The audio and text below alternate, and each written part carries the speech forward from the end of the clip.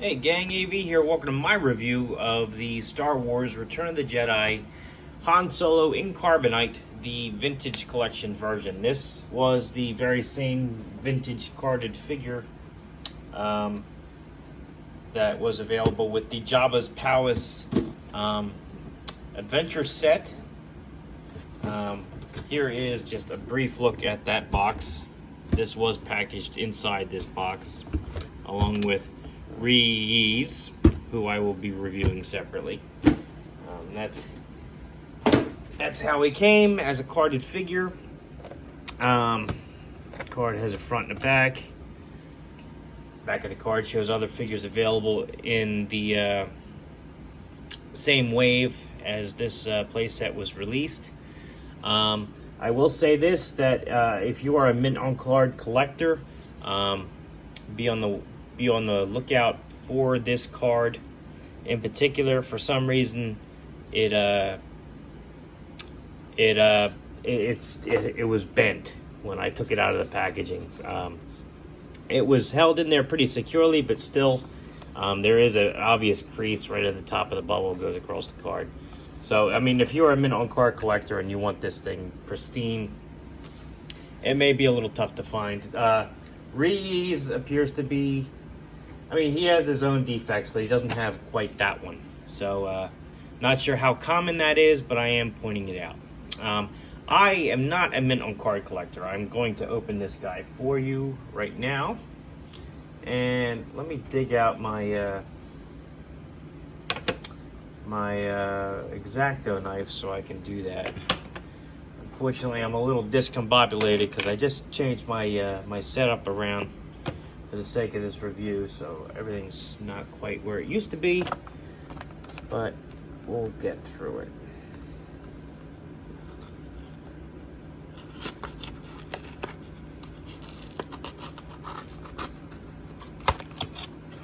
I'm opening up this figure first, specifically because he has some play functionality with this play set, and I want to show that off. So let's get the card out of here.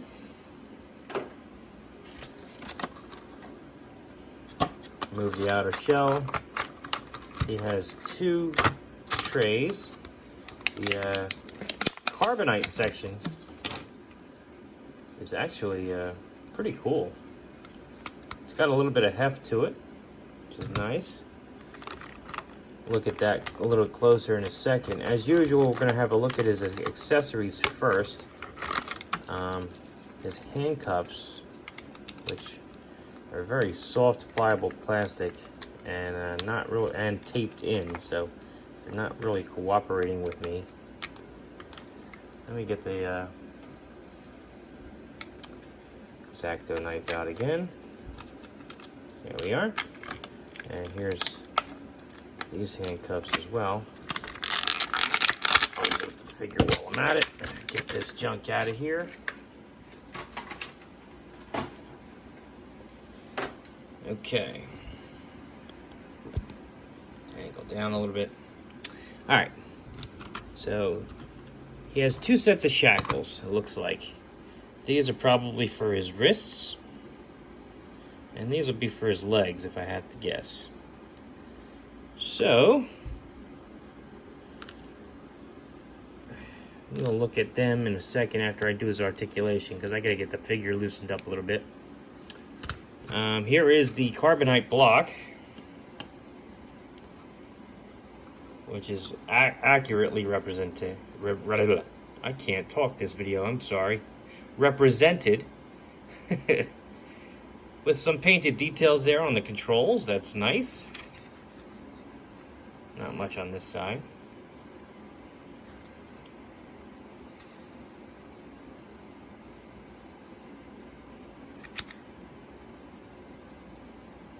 Very cool. Some copyright information there. It looks like there's a magnet here, which I believe is how he attaches to the thing, which we will check out in a second. Here is the figure. Decent sculpt.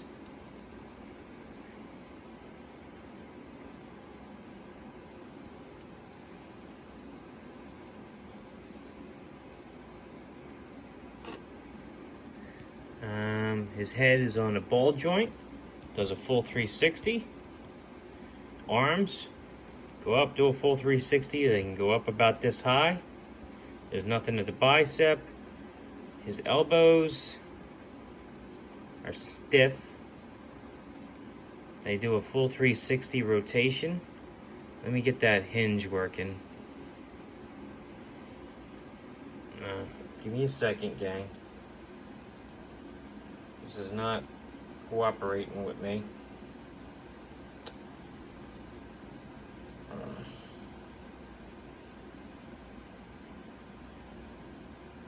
There we go. That was tricky. That was a very tight joint. And because he's got those high wrist, that very high wrist swivel, and it's very loose, I didn't want to break his arm in half just by trying to bend his elbow. But he can do about a 90-degree up that way. Full 360 at the high wrist, as I mentioned. He's got nothing at the torso. He has a swivel at the waist.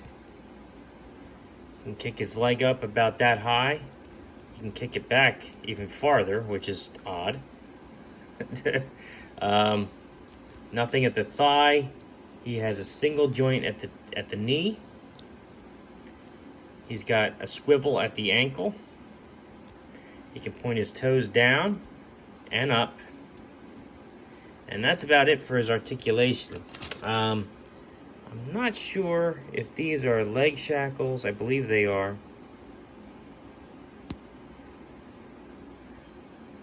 Because they are the exact dimensions as his legs. I seem to remember him being shackled on the back of the arms too. Let me see if I can get that to work.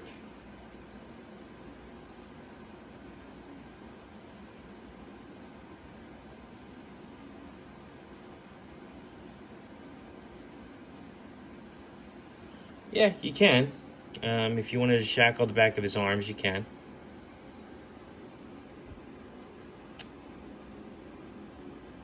It's a very soft, pliable shackle, so that's kind of cool. His hands.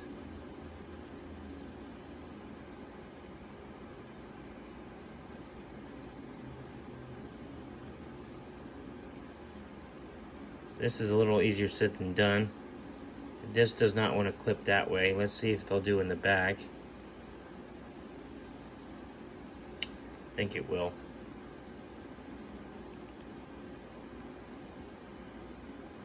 I'll be honest, I don't quite remember if his hands were shackled in the front or the back.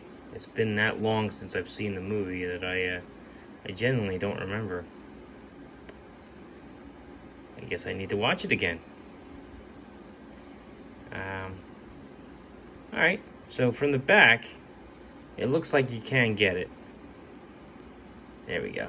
Yeah, you can handcuff his hands in the back, which is pretty cool. I was having trouble doing it in the front. I might be able to in the front. Let me try again.